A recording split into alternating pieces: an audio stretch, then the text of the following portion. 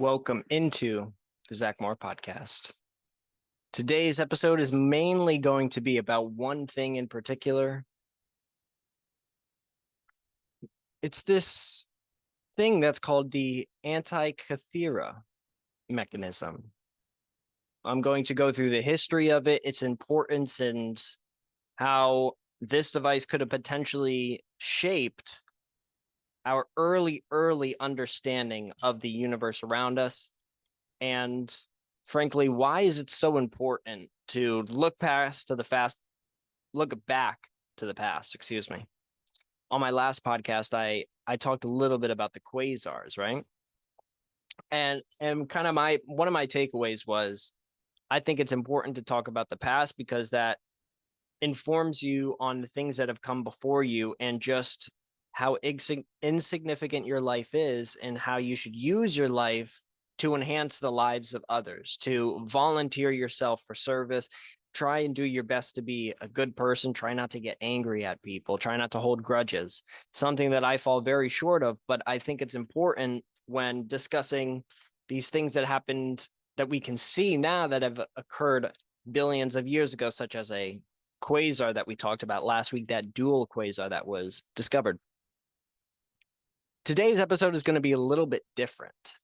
I'm going to have a little bit more videos, and I'm going to talk a lot more kind of about the history of what this Antikythera mechanism is. We're going to listen from multiple sources, going to read a couple of articles, and I hope that you enjoy the show today because I certainly think that it's an incredibly important topic. And I hope that you are able to come on this journey with me. So this is Graham Hancock on the Joe Rogan Experience. The Joe Rogan Experience. Now, when they found that ancient Greek computer thing, what is that called? The Antikythera mechanism. Yes. Yeah. Again, that testifies to a lost navigational skill that we have not taken account of before. Incredibly complex, and it took a long time for them to figure out what that even is. Yeah. What do they think that is now? It tracks the movements of the planets. It's a navigational device. It's a geared, cogged system that allows you to track the passage of time and figure out where you are. It's some kind of navigational device. It's not fully understood. And yet. How old is that? I think that goes back to Greek times. I'm guessing here because the Greek times are not of great interest to me, but I'm thinking around about 500 BC. So at least 2,000 years old, 2,000 plus, and we know that there had to be more than one of these things. Yes, you can't have something like that without a vast effort behind it. Yeah. Human beings were working on creating this geared and cogged machinery that reflected the patterns. Oh, is that a recreation of it? That's a recreation. Wow. Of something like it, yeah. Can you buy one of those? It looks like you could buy that, dude. Bookmark that. Yeah. We need one right there, right next to the plasticells. So such a thing is a cultural artifact which doesn't just appear out of nowhere. It has to have a context. It has to have a background. And again, my suggestion would be perhaps a secret technology. It's very odd that very few of these have been found, and it may be that ship owners and navigators in Greek times were extremely careful about who they shared this technology with. Of course, it may have been as top secret as nuclear power is in our world today. Oh, that makes sense. But the fact is that then we have to. It exists. It's real. Yes. It's there. Yeah. And then we must consider what's behind it. What led to that? Is that just the latest manifestation of something that goes much more deeply back into human culture? And I think that is. I suppose my main message is that we have a so far untold backstory, that we're concentrating entirely on the front story, and the backstory is missing, very largely missing from the picture. And what I've tried to do is to fill in bits of the backstory. So what is this device? Why is this device so important? Is it able to tell us things we were not able to do or to figure out at that current point in time? Once again, Graham Hancock, this was on the Joe Rogan Experience, as you could see. This was a couple of years ago. And since this has come out, there's been a lot more talk about this, a lot more research done on this, and I'll talk about some of that later. But also, I think it's important to understand the time period at which this is done, because that's one of the important pieces of this. How far ago this thing was actually created and why that specific quality is important, because as we go through the history of kind of how we kind of understand our universe on today's podcast, you'll get a better understanding of how this specific piece fits into that puzzle. It's a very, very important artifact and one of the greatest discoveries that scientists have made in quite some time. And I'm really excited that we have the opportunity today to kind of talk about it and discuss it, because this is something that wasn't always on my radar. I can definitely guarantee you that. And something that I am not a huge expert in, and I only recently discovered, but by doing research, by listening to people talk about it, I kind of remember that Joe Rogan podcast. I didn't start listening to Joe Rogan consistently up until I was a junior, senior in college, where senior year, I really started listening to basically every single episode of the Joe Rogan Experience. Part of that did coincide with me, or not with me, but with Joe Rogan signing exclusively with Spotify. And I was delivering food at the time while I was in college. And I would listen to a couple of things. I would listen to podcasts such as the Joe Rogan Experience. And the great thing about that is while I was on my app trying to look at stuff, I was able to listen to Spotify in the background. So I was able to listen to his podcast in the background, where at that point in time, there was no picture in picture, or where you could kind of go outside of the app and continue to play your video. That was only on Spotify at that point in time. And Joe Rogan had a video podcast. So if I wanted to, I could click on it. And if he's referencing something such as in this clip right here, the Antikythera mechanism, I could go and see a picture of it and continue on my day, go back to my app that shows me directions or whatever it may be. So I don't remember this specific episode, but this is not something or a topic that has not been visited recently, and is not something that is still under constant discovery, because part of the thing that we'll talk about today is that this device is probably not the only one of its kind. Actually, it's more than likely that it is not of its kind, that there are multiple of these out there. This was actually found on a ship, which we'll get to here, do a brief overview of kind of the Wikipedia side of it, get into some of the new discoveries, and kind of find out more about what this actual device is. So, the Antikythera mechanism is an ancient Greek hand-powered orrery, or model of the solar system, described as the oldest known example of an analog computer. How is it an analog computer? Why is that important? It was used to predict astronomical positions and eclipses decades in advance. It could also be used to track the 4-year cycle of athletic games, similar to an Olympiad, the cycle of the ancient Olympic Games. Remember, this is in Greece, so where were the Olympics? This artifact was among wreckage retrieved from a shipwreck off the coast of the Greek island Antikythera in 1901. In 1902, archaeologist Valerio Stais, as containing a gear, or it was identified by him as containing a gear. This device housed in the remains of a wooden frame case of uncertain overall size of 34 centimeters by 18 centimeters by 9 centimeters. It was found as one lump, later separated into 3 main fragments, which are now divided into 82 separate fragments after conservation efforts. 4 of these fragments contain gears, while inscriptions are found on many others. The largest gear is about 15 centimeters or 5 inches in diameter and had originally 223 teeth, basically so that you could put these gears together and move them. All these fragments of the mechanisms are kept at the National Archaeological Museum in Athens, along with reconstruction and replicas to demonstrate how it may have looked and worked. So you can see kind of a model of this machine right here. You could talk about the origin, but kind of get a better understanding of what this could have potentially looked like.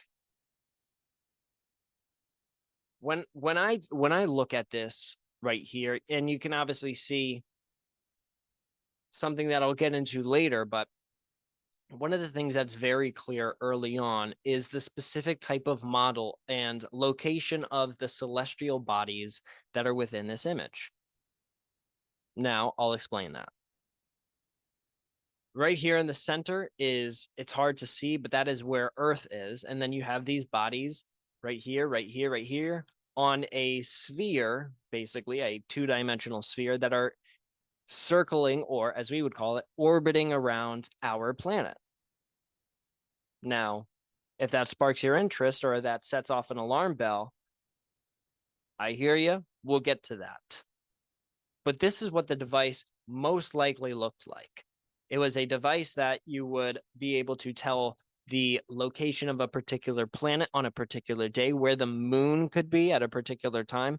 Once again, very important for traveling over the seas, trying to figure out when the next solar eclipse was or lunar eclipse and stuff, which I've talked about 2 episodes now about the history of solar eclipses. So this is another thing that was heavily involved in the documentation and understanding of these solar eclipses and lunar eclipses. But this was a device that was used mainly for tracking celestial bodies.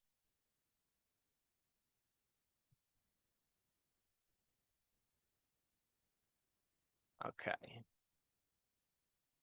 Yeah, so more stuff right here. We'll continue on the back. This is kind of a computer-generated image of what the back could have potentially looked like. And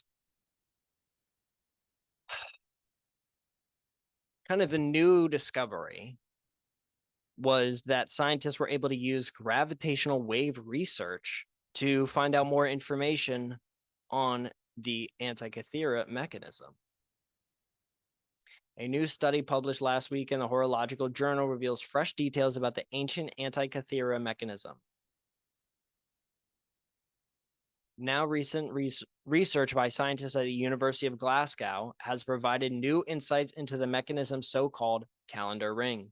Utilizing statistical analysis techniques, the researchers determined that the ring most likely contained 354 holes, aligning with the lunar calendar rather than the Egyptian or other 360-day calendars.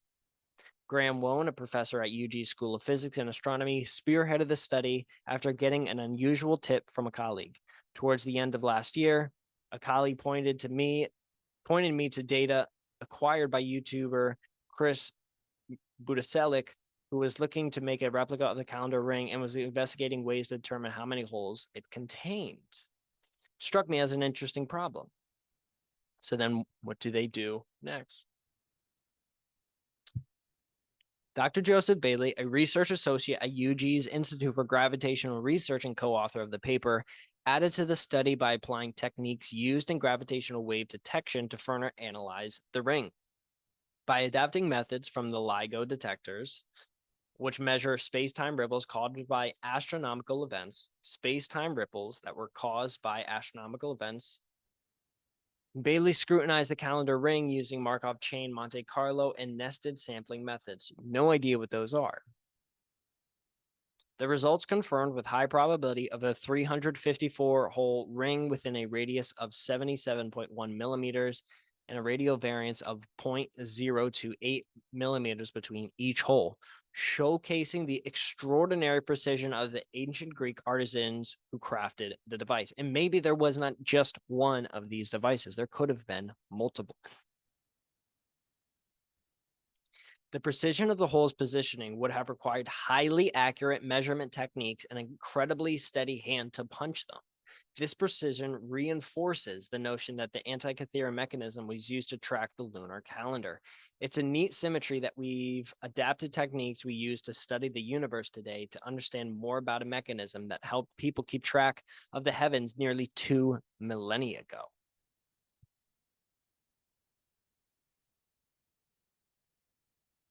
Let's go back over here to an image of it.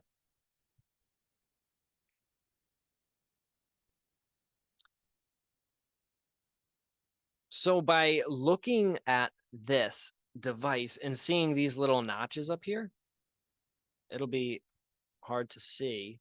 But if you look at the top of the image right here, right? Right along this edge, you can clearly see groove marks within it. And now those are expertly crafted. And the interesting thing about that is that this is done approximately 2,000 years ago, maybe even more than 2,000 years ago. And if you know anything about the Earth at that time, it was very, very hard to get precision work like that. However, you had the pyramids that were built at that time. The pyramids had been standing for thousands of years already. Remember how the ancient Egyptians were masters at creating tombs and creating, obviously, pyramids. Greece is pretty close to Egypt.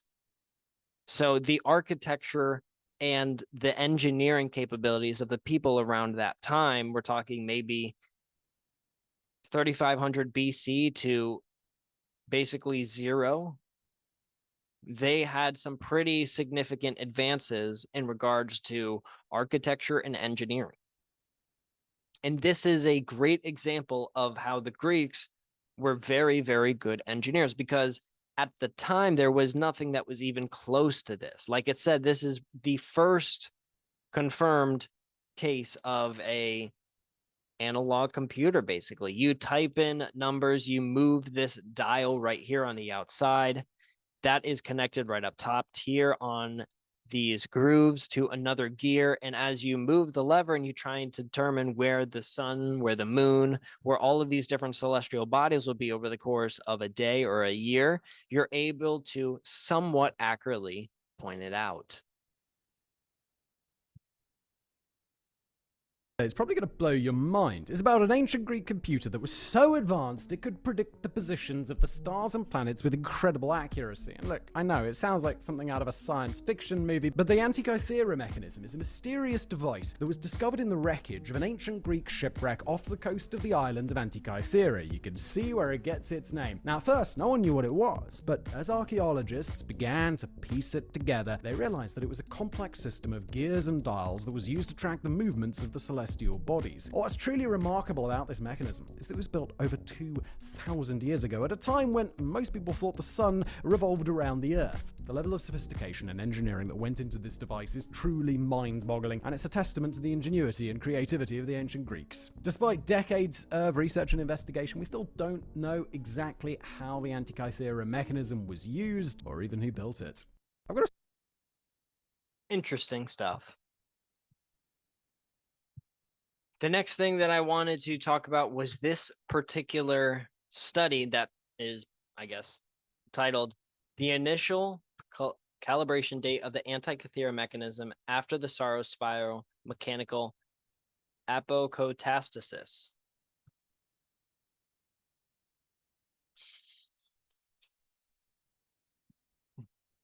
I'll read the abstract and then I'll kind of go through the article, some of the main points of it, and some of the important subjects that are within it. This work analyzes the phase correlation of the 3 lunar cycles in the Saros exoligmos cycle after the study of the chapter about exoligmos in Introduction to the Phenomena by Geminus. Geminus refers that each exoligmos cycle began on very specific and rare dates when the moon positioned at the points of the 3 lunar cycles beginning, new moon at apogee and at the node. This extremely large duration of the annular solar eclipse occurred on December 22nd, 170 BC, marks the start of the prominent Saros cycle apocostasis. In the next day, December 23rd, the winter solstice started. During these 2 neighboring dates, the celebration of the religious festival of Asia started in Egypt and in Hellenistic Greece. After the analysis of the mechanism's parapegma events specific position, December 22nd and 23rd, 178 BC is an ideal functional and representative initial date in order to calibrate the initial position of the mechanism's pointer. So what is this paper referring to? Now, it has some interesting images within the paper that kind of go through.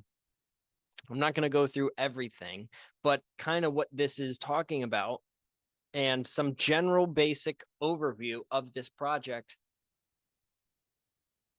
which was published in 2023 in a journal called Almagest, which is an interesting title because it's something that we'll get into later into the podcast. But one of the summary key points of this kind of article is that the Antikythera mechanism was a sophisticated gear machine from the Hellenistic area, talking about Greece, capable of calculating and displaying the position of the sun and moon, predicting lunar phases, solar and lunar eclipses, and the dates of athletic games. Remember how we had talked about the Olympic Games going on in Greece, obviously.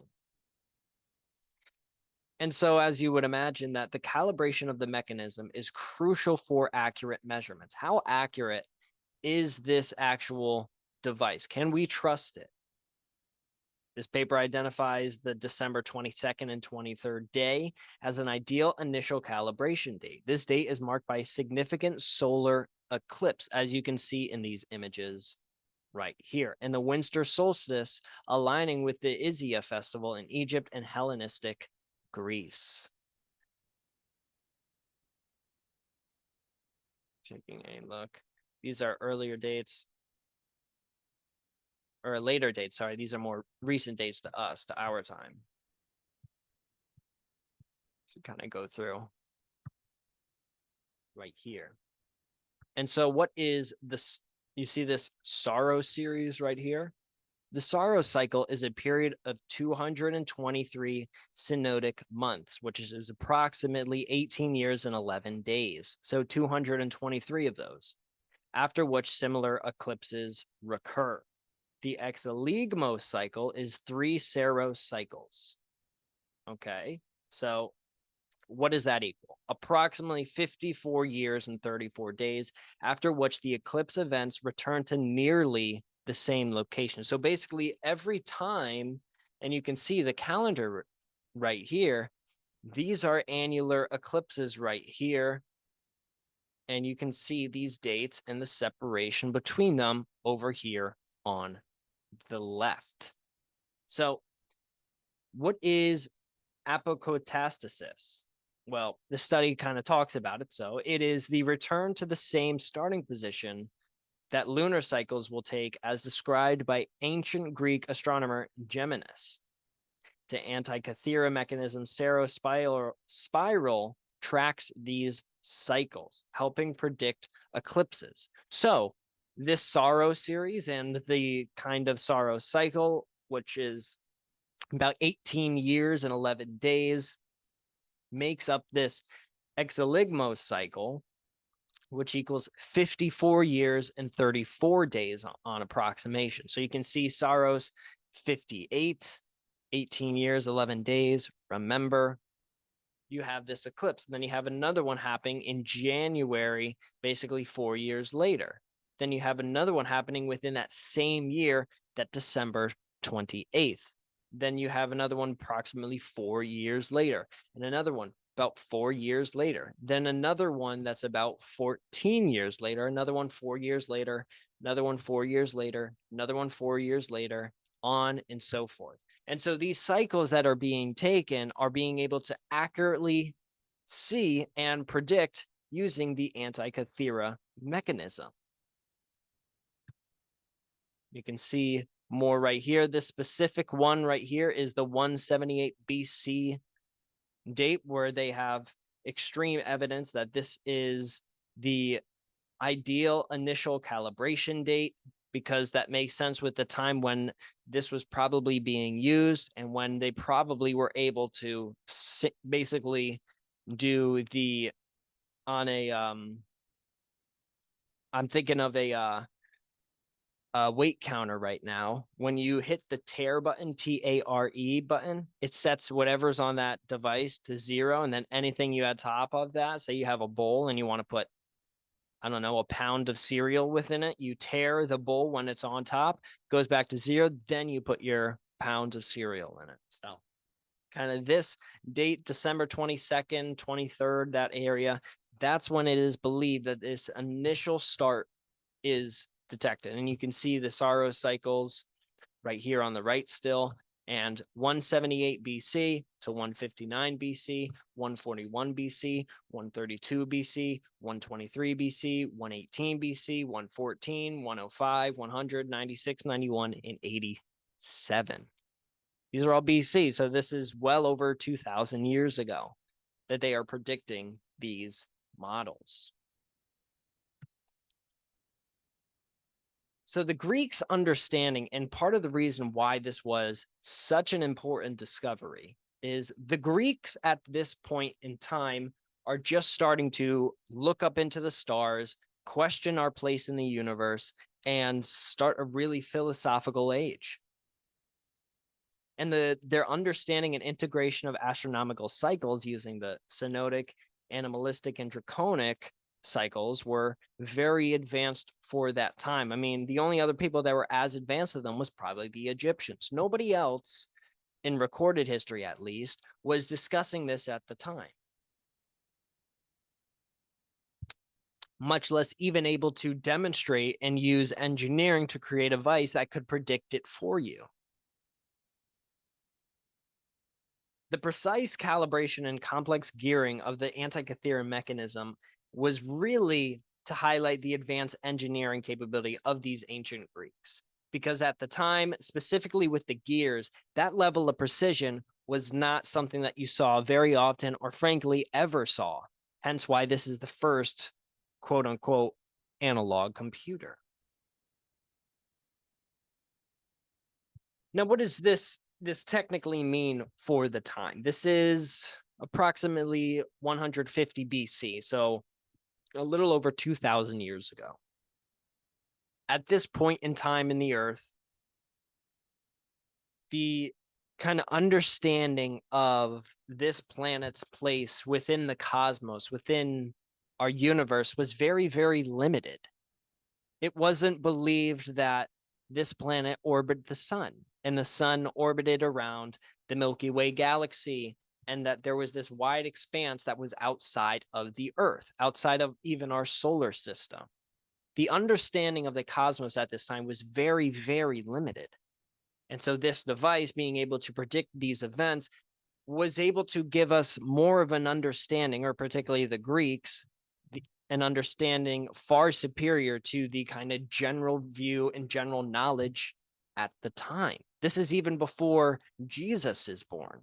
So this is a very long time ago in a place, in a time on Earth when you look at the other models at the time, and this is a considerable jump forward. Now, this also ties into another one of the very early people, and I'll continue to go into this, but other models known as not the heliocentric, but the geocentric model of our universe. Now, what is the geocentric model of our universe? I will get to that in a second, but kind of major takeaways finally of this piece. And once again, I will put it within here. You can look at all of these images. You can kind of see the Saros axis, G, Saros. These are specific times that you're trying to get to in order to predict. And all these gears work together in unison. And you can see a bunch of these images right here, a bunch of X-rays and different devices that they use to kind of see what exactly this was made up of and how it was able to calibrate exactly and discover these things at such an old age and how this machine probably worked. So I will put that down in the description. But basically, in conclusion, you can see the conclusion right here. And kind of my thoughts are this kind of device that was able to predict astronomical events, specifically lunar and solar eclipses, in advance on a certain time scale with relative accuracy, was a huge advancement in our astronomical understanding of the universe, our understanding of the skies, where we're coming from, and how to predict things that are going on outside of our Earth. This was a really long research paper, but if you do have the time, I do suggest that you read it. Now, one of the people that I did mention was Ptolemy. how does he fit into this? Do you even know who he is? What did he do? And how does he connect whatsoever to this device? Well, this device, as I was saying, is something that's extremely, extremely important in the early discovery of our place within the universe. Because at the time, it was kind of Earth was Earth, and then there was just space above it. There was the heavens above us. There was this understanding that we are on this one surface, and then there's the sky. But with things such like this, you were able to calculate certain events. Now, that does not necessarily mean that you understood what was going on. You were just able to track it. But one of the things that Ptolemy did, who was an Egyptian astronomer and a mathematician, geographer, scientist, what he did was kind of give us a better understanding of an earlier model, or basically the set in stone geocentric model of the universe. And now he did fall short. He was not perfect in his calculations. In fact, he was very wrong in his calculations. But for that moment in time, it was absolutely revolutionary to think of our place within the universe this day.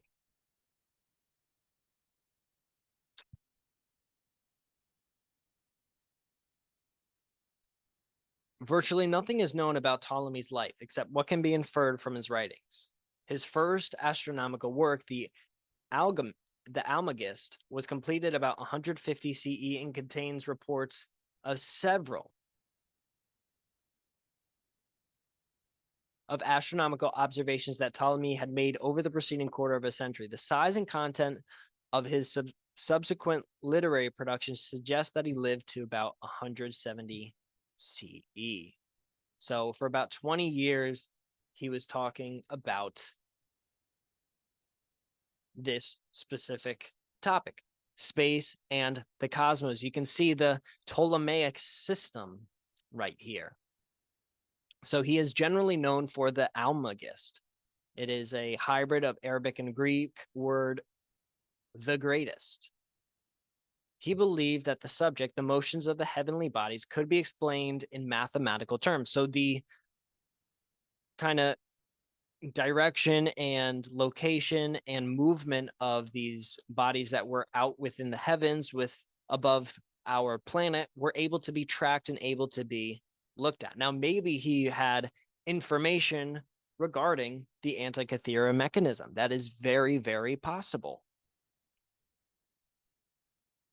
However, we can see by his plans and his models that it's not exactly one-to-one comparison. He had his own ideas to explain the movement of planets within the heavens, as he would probably call it. Earth, he argued, is a stationary sphere at the center of a vastly large celestial sphere that revolves at a perfectly uniform rate around Earth, carrying with it stars, planets, sun, and moon, thereby causing their daily risings and settings. Through the course of a year, the sun slowly traces out in a great circle known as the ecliptic against the rotation of the celestial sphere. The moon and planets similarly travel backward. Hence, the planets were also known as wandering stars against the fixed stars found in the ecliptic. The fundamental assumption of the Almagest is that the apparently irregular movements of the heavenly bodies are in reality combinations of regular, uniform, circular motions. Now, how is this the case? Because what would happen is, and you can kind of understand it right here. I'll stop the share real quick. You have two people coming towards you. Or let's say I'm the observer, I'm watching. There's this one thing that's within an orbit around the sun right here, and there's one that's a little bit further out.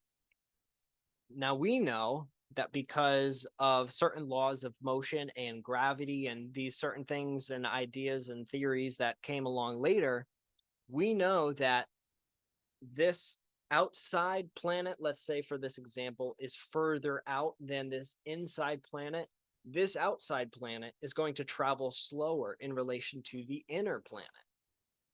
Now, what we'll see is, say, this outer planet's right here. Over the course of the year, they'll both be moving, but at some point, the inner planet is going to overtake that outer planet.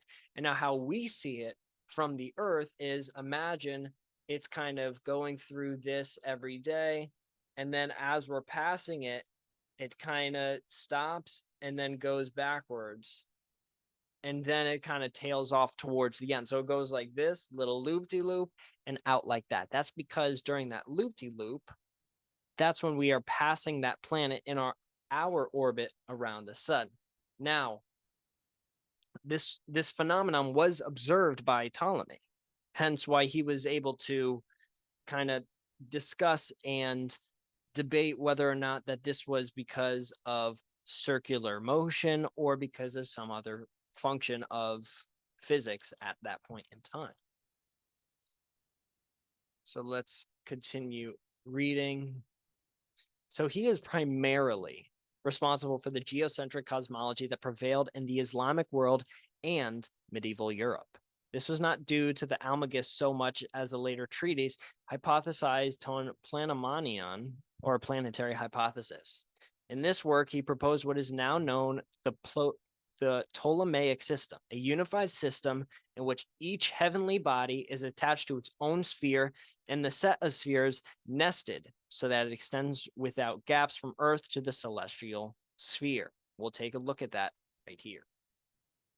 So this is his system. This is what he had kind of devised. Remember, 150 to 170 basically CE, which basically means AD for myself. As we're taking a look right here, let's say Earth is right here. We're looking up at the stars. As this, let's say it's Mars right here, for example, or a different planet. As this is moving like this throughout, like that, or like that, the opposite way, counterclockwise or clockwise throughout our view into space, at a certain point, this point becomes further out than that point. And as this is moving, you can see that little direction arrow right here. As we see it, when we kind of pass it, that's when this motion is no longer going this way towards us. It is actually past this point, and now it is going that way, and it appears to us like it is moving away from us in that loop-de-loop, where it's changing direction. Now, this particular formula, or this particular model, relies on a multitude of things. As you can see, these are all perfect circles. In space, we know now that no orbit is 100% perfect, 100% spherical. It's very, very hard to do. And we have not found a lot of evidence of planets or stars or galaxies that orbit in this fashion. But in this model, that's what is being proposed. And that's one of the faults of this model. But once again, we're talking about almost 2,000 years ago worth of science. So the Ptolemaic system is not perfect in a sense, but it is early evidence and kind of looking outwards toward the cosmos and to kind of see further outside of our understanding of we're just on this plane right here, which is Earth, and then out there is the heavens. He was very instrumental, and so was the Antikythera mechanism in understanding that there are bodies out there, there are planets, there are objects, there are stars out there that are far away from Earth, outside of Earth, which gives us insight into, hey, maybe this thing that's around us is not heaven, it's its own area. Maybe we live on one of these things, and these things are outside of us. This lays the groundwork. The Antikythera, the ability to predict annular eclipses, lunar and solar eclipses, is incredibly important in laying the groundwork for later discovering galaxies.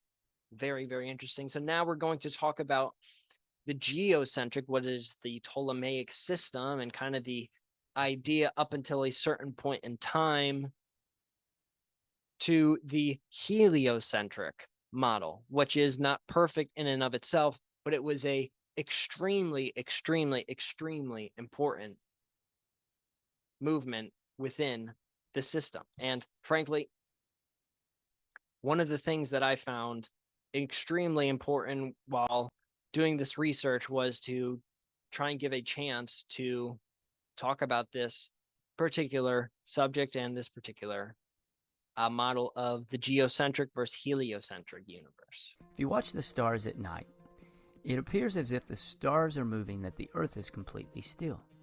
This is an example of apparent daily motion and was used to justify that the Earth was the center of the universe for many years.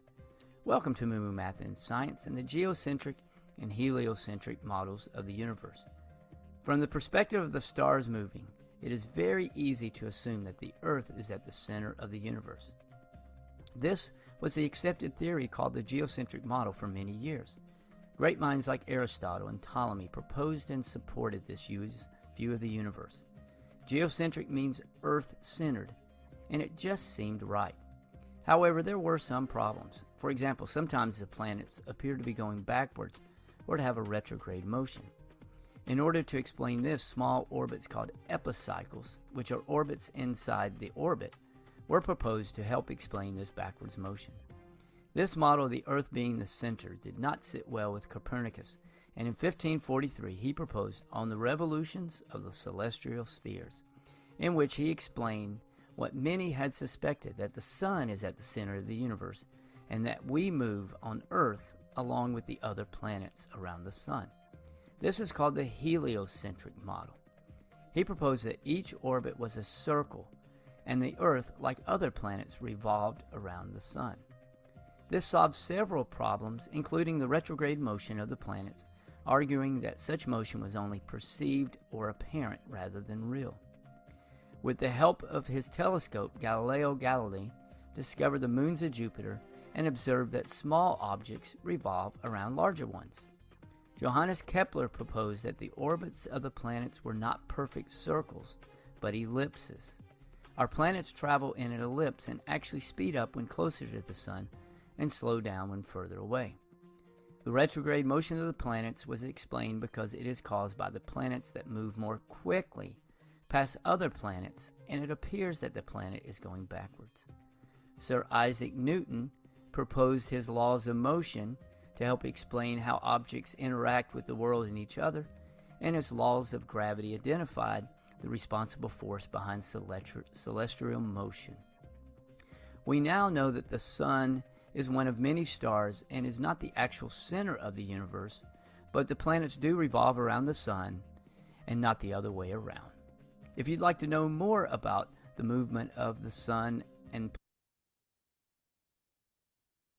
So kind of looking at this model and the key differences between the two. I mean, this is a perfect look at it right here. On the left, you have the geocentric theory, which Ptolemy, obviously they talked about Aristotle as well. The kind of mainstream view at the time was that the Earth was this singular place and that everything else was orbiting around it. We were the center of the universe.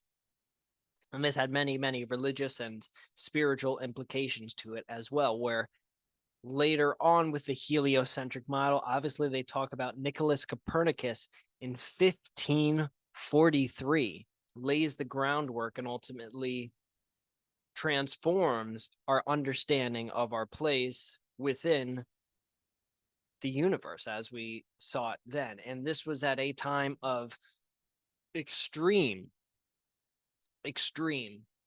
kind of thoughts about what our place was within the universe. And if we were not the center of the universe, as explained by many people within the religious community, then a lot of doubt could be shed upon the religious community. So Copernicus was extremely criticized. And in fact, I believe his mother was called a witch, and I believe she was murdered. If I do not mistake myself, please, that fact check me on that, look that up. But Copernicus was heavily scrutinized, and the heliocentric model in and of itself was scrutinized for many, many years. It wasn't 5 to 10 years where it was no to propose this idea as a serious piece of discussion. No, this is not something that our society is currently based around, and this is incorrect knowledge.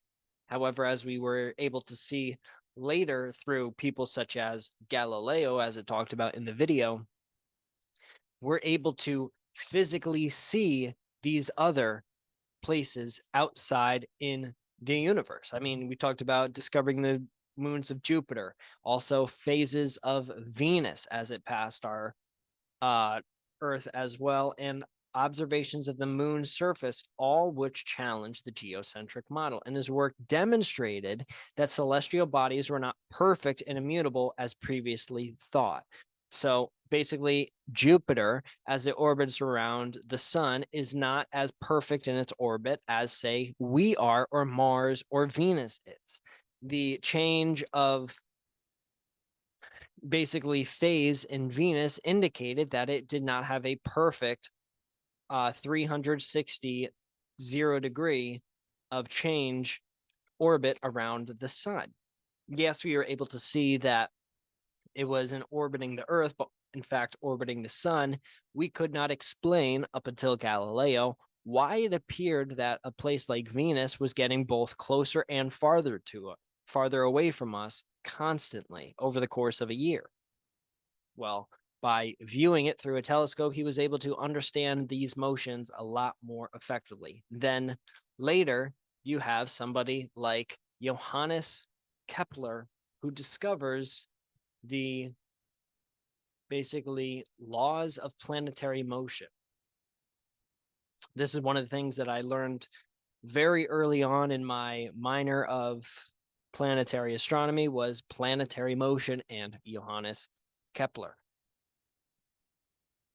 So you kind of have right here, these are the actual mathematic right here, expressions right here.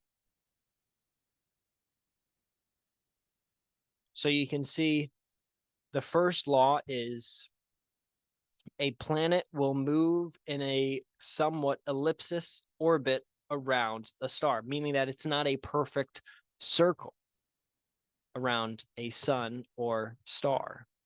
Then in this second image, when it is closer to the sun, it actually moves faster than when it is further away from the sun. It moves slower. So if you take, say, in this second image right here, from this top point down to this bottom one right here, this top point to this bottom one right here, and you calculate the time that it takes to get to those 2 points, and then on the other side of the ellipsis, as you view it, you take this top point and this bottom point, it also takes the same amount of time to complete, even though they are shorter distances between each other.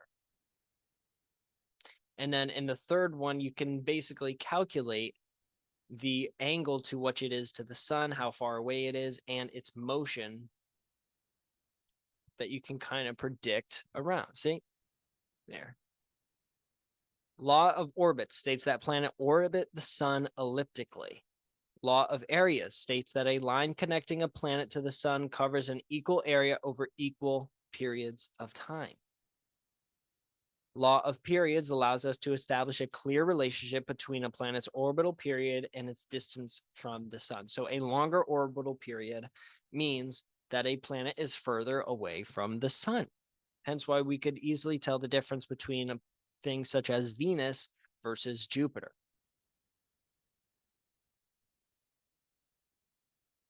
Kepler's laws describe the elliptical orbits of planets, the relationship between the orbital periods and distance from the sun, and the areas swept out by planets in equal times. These laws provided a more accurate and predictive mathematical framework for the heliocentric model. So these kind of started a almost revolution. And this discovery of actually, hey, wait, the heliocentric model, meaning that Earth is orbiting around the sun, as opposed to the sun and all the stars and the universe is orbiting around Earth, is actually very, very true and founded within science. Now, as we go along later, we see a lot more interesting things that kind of go later on. So with the heliocentric model, you have Nicholas Copernicus, obviously from 1473 to 1543, followed by Galileo in 1564 to 1642. Then you have Kepler from 1571 to 1630. Then you have our modern understanding where new characters kind of come in and where we can get a better understanding of the universe and actually get real physical evidence that I can show you of our universe. And the first person that I wanted to talk about actually was here during the time of Kepler. He was a philosopher. He was somebody who thought big picture and is a very influential person within the philosophical movement, within sociology, and within astronomy itself. And this guy is no other than Giordano Bruno. Who is this guy? He was one of the few early thinkers who speculated that stars were other suns with their own planets. And he was not liked at the time when he proposed these ideas, and ultimately it cost him a lot.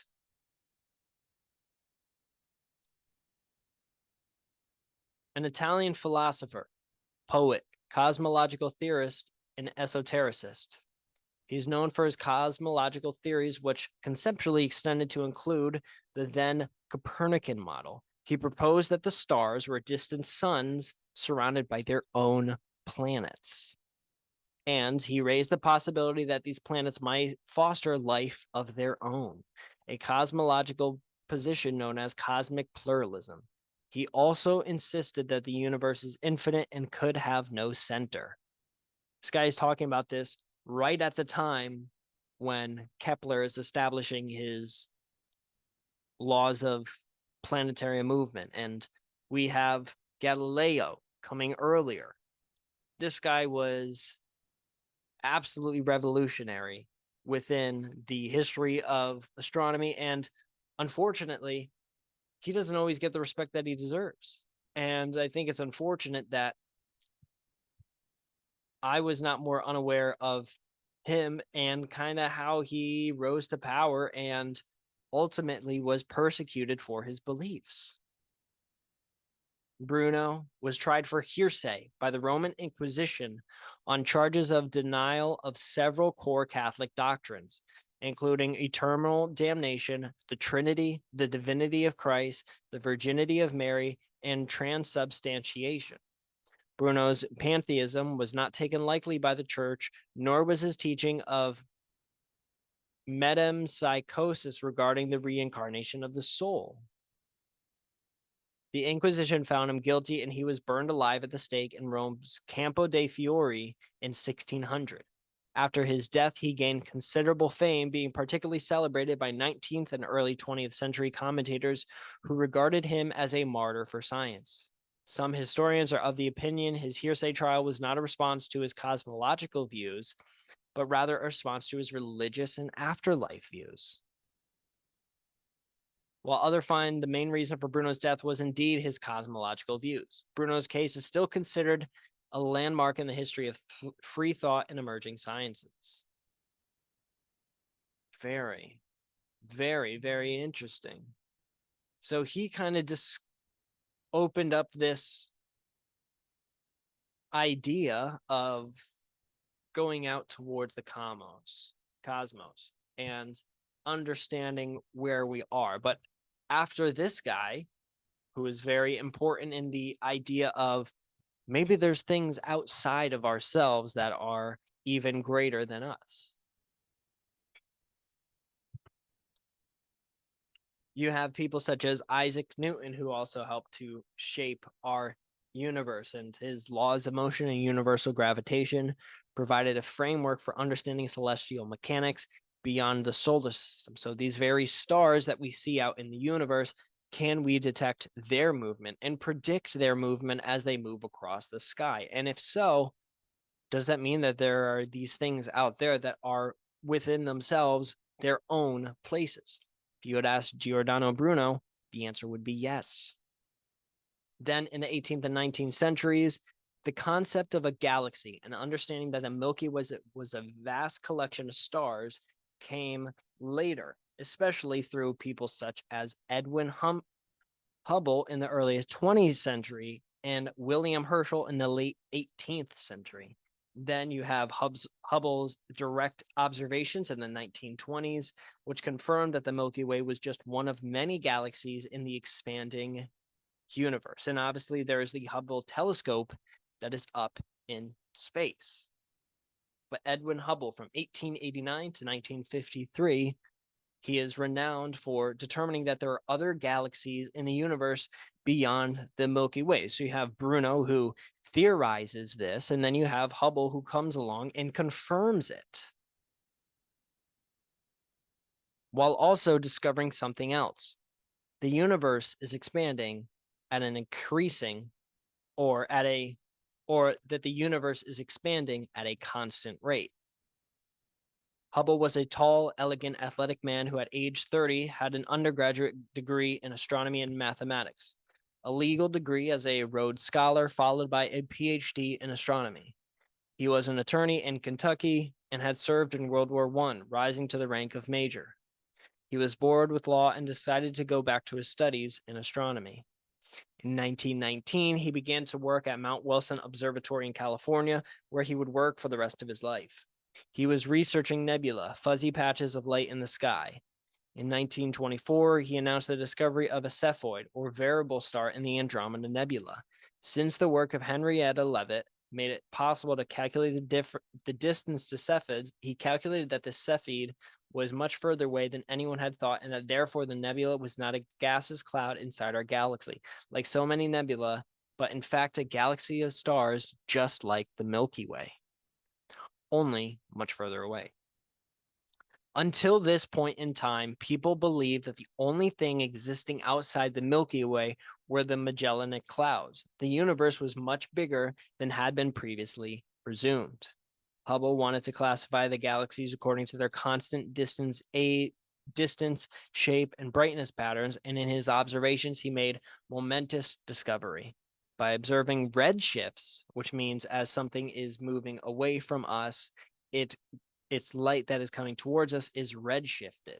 So it is lengthened. The actual rays of light are lengthened, and by the time they get to our eyes and our instruments that are able to calculate it, they are a redder tint because that wavelength of light has been stretched out. And by observing these redshifts and the light wavelengths emitted by the galaxies, he saw that galaxies were moving away from each other at a rate constant to the distance between them, which is now known as Hubble's law.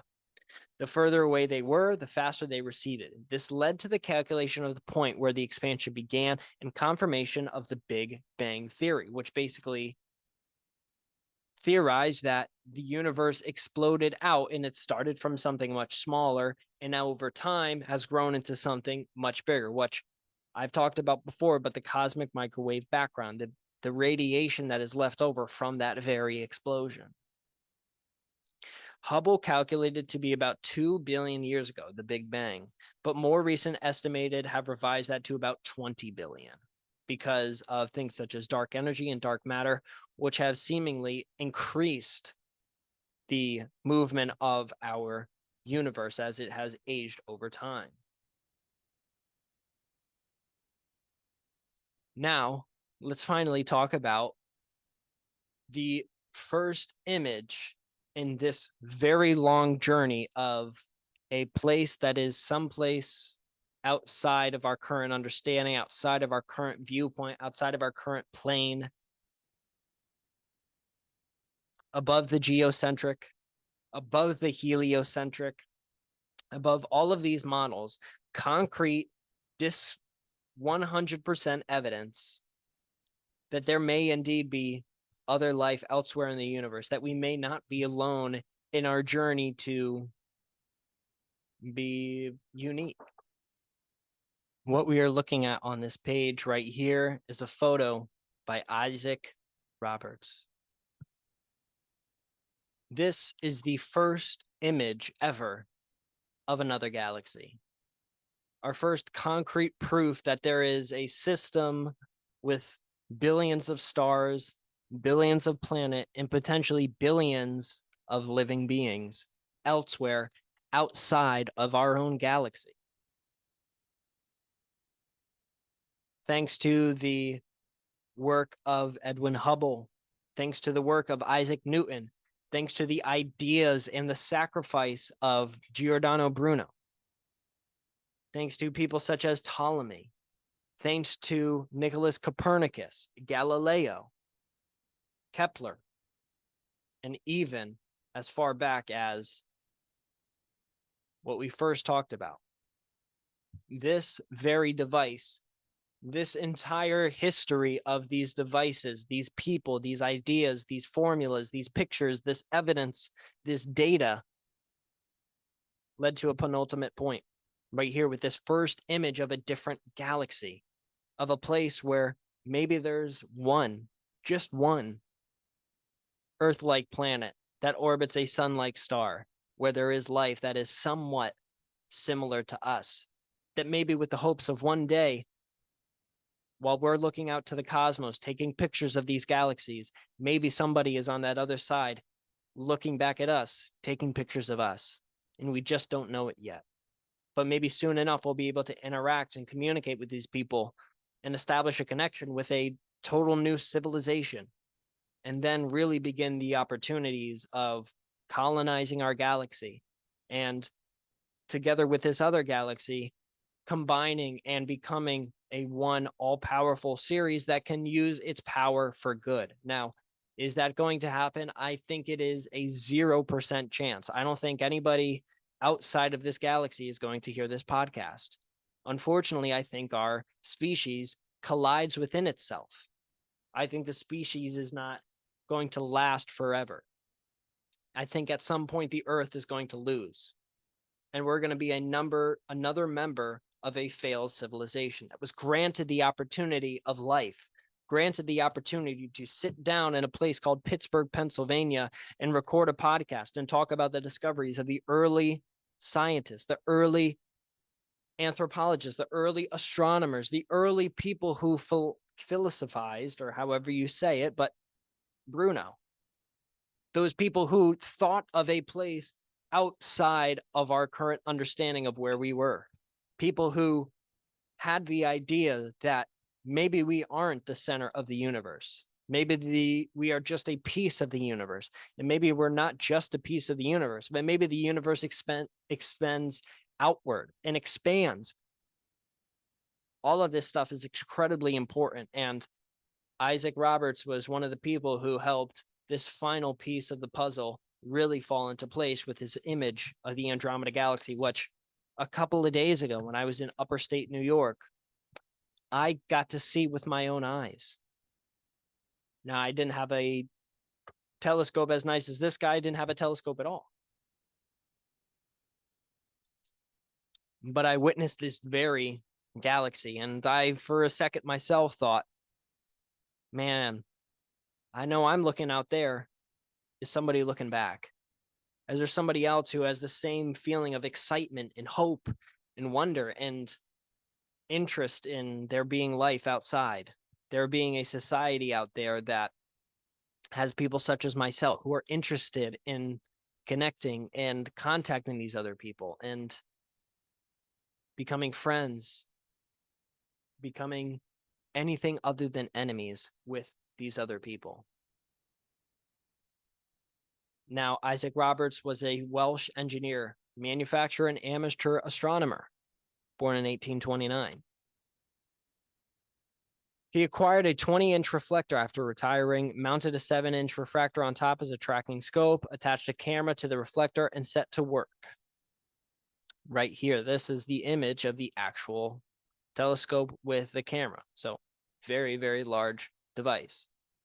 His first observatory was in Merseyside on the Irish Sea, just north of Darwin Country. And then around 1890, he moved everything to Crowborough in Sussex. For an amateur, Roberts took some spectacular photographs. Indeed, they were better than any exposures taken by professional astronomers at the time. You can see right here, the Orion Nebula photographed as well right here. Beautiful, beautiful image. In 1888, he took the first photograph of M31, otherwise known as the Andromeda Galaxy. So before 1900, we got our first image of another galaxy. It showed to have a spiral structure. About the same time, he also made several exposures of the Orion Nebula that are remarkably clear and detailed, especially when one notes that the very first photo of the Orion Nebula was made only 8 years earlier, and it was just a fuzzy blob. In 1893, Roberts published a book, Selection of Photographs of Stars, Star Clusters, and Nebula, containing a selection of his best prints, and he followed it with a second volume in 1899. The view of the Crab Nebula, M1, is from his second volume. This fourth image right here, you can see this little Crab Nebula photo. This work really marks the beginning of modern astrophotography. We have a set in our history of science collection. In 1896, Roberts met a French astronomer, Dorothea Klump, and they married in 1901. The marriage was cut short after only 3 years by Roberts' sudden death in 1904. Dorothea brought his work to a drawn-out but successful conclusion. It was published in 1929 as Isaac Roberts' Atlas of 52 Regions, a guide to William Herschel's field of nebulosity. We do not have this work in our collection, and we should. Dave Sobel wrote a lovely post on Dorothea Klump Roberts for us several years ago, where you may see a portrait of Isaac, for which we ran out of room here. Here's another image of his telescope. Roberts' telescopes, which were made by the Howard Grubb firm of Dublin, are today on display in the Science Museum in London. There's a statue of Conan Doyle at Crowborough Cross. There ought to be one of Isaac Roberts right next to it.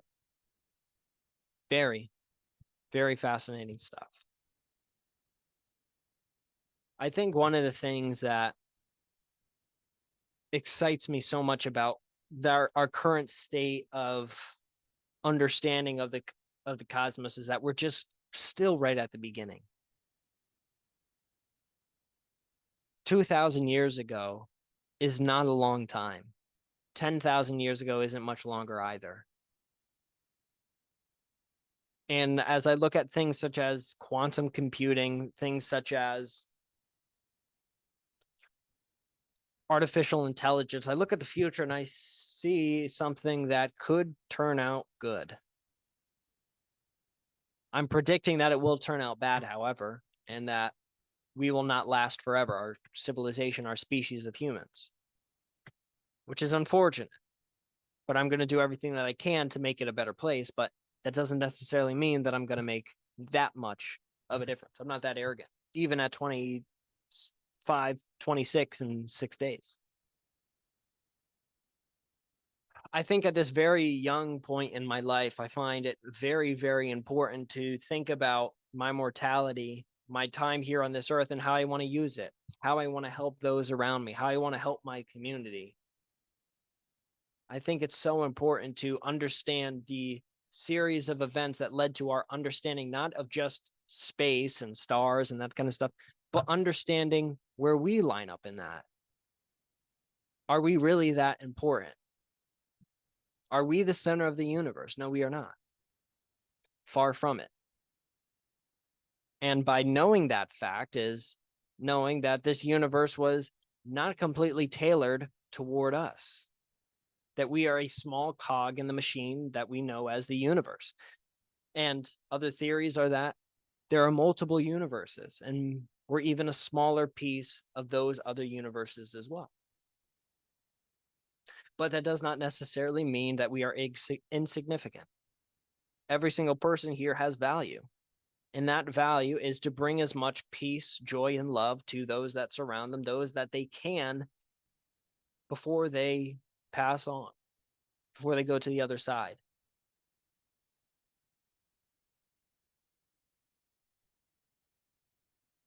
By by thinking about these other galaxies, by thinking about this entire universe that is much larger than we could ever know and much more expansive than we could ever know, and realize how lucky we are here to be alive, and how it's on you to use this potentially one shot at life to do the best that you can. Provide for your family, laugh a lot, watch some good movies, play some great video games, have a great dog. I mean, I have Carmela sitting right below my feet right now. Have these experiences. Have a beautiful wife like I have that I love to spend time with. Have these experiences in your life because you don't know if you get another shot. And with this probably one shot that you have here, try and do some good in the world. Try and make another person smile. I say this all the time. Somebody cuts you off in traffic. That's okay. That's fine. So what if you're 15 seconds late to your thing? Even if you already are 5 minutes late, another 15 seconds isn't going to make it any worse. And yes, they almost cut you off and you almost crashed and stuff, but you didn't. Stay focused on the road. Stay focused on what's happening right now. Yes, that person made a move. You moved out of the way. Good job. Let's say that person clipped you and you got into a car crash. 9 times out of 10, they weren't doing it on purpose. And if they do it on purpose, then you could be a little mad. You could be like, what the hell, man? Like, shouldn't have done it on purpose. Now, if you were instigating it, that's a different story. But if they did it for no reason, that's no good either. But in the majority of cases, try and lead with love, understanding, and humility, and understand that we're just a small piece of this whole puzzle that we know as the universe. And we're so lucky to be here. And I'm so lucky to be able to do this podcast. This is the Zach Moore Podcast. Thank you.